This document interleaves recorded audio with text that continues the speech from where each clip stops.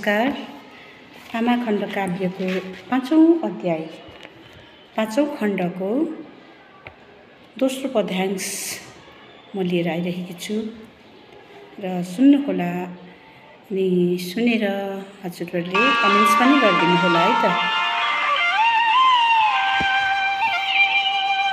आमा। यादको कारागारभित्र मेरी आमा, यादको कारागारभित्र मेरी आमा। पोहोर मात्रै मेरो पल्लो घरे छिमेकीको बढ्दै गरेको कलिलो टुसा झैँ छोरा भाँचियो, फेरि क्रमश छोरी भाँचियो। अति तिक्त मृत्युको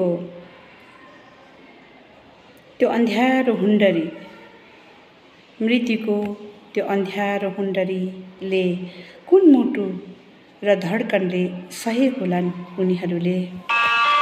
अचेत बनाउने यो हुरीको कोर्रा महाशय, जालिम दुनियाँ नभनौँ बरु जालिम त त्यो मृत्यु रहेछ।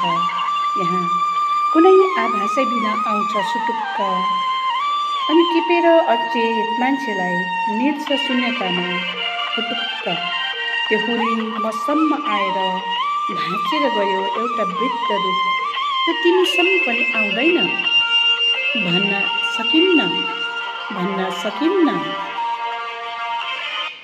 किनकि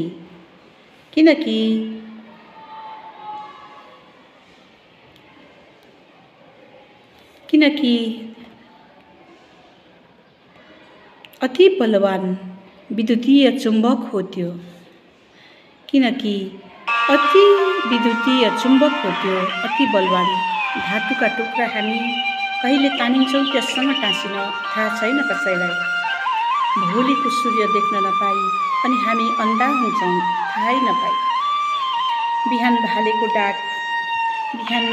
डाक सुन्नै नसक्ने बहिरो हुन्छौँ अनि अन्जानमै बितेर जान्छौँ समयको त्यो एक पल, एक अन्जुली बालुवा मृत्युको मरुभूमिमा कहिले नफर्कने गरी। बस यति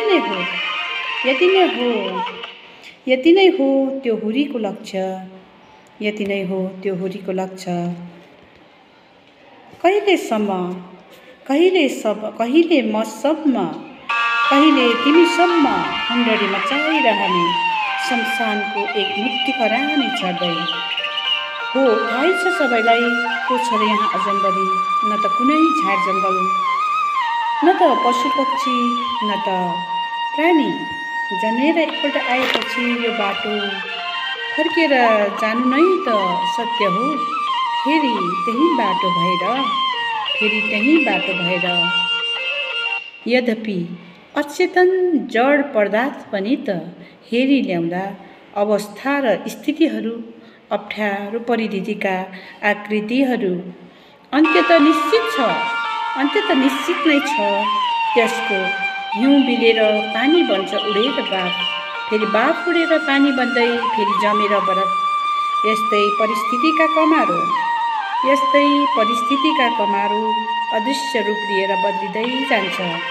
मानवले बालकको रूप लिँदो हो, वृक्ष झैँ बढेर विशाल बन्छ, फुल्छ फल्छ समयमा त्यो एउटै जीवनमा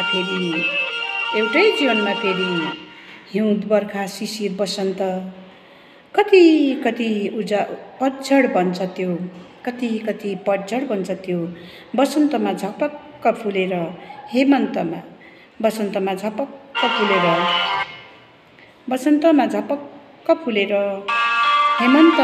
फलले लटरम्म बन्छ अहो। धन्यवाद।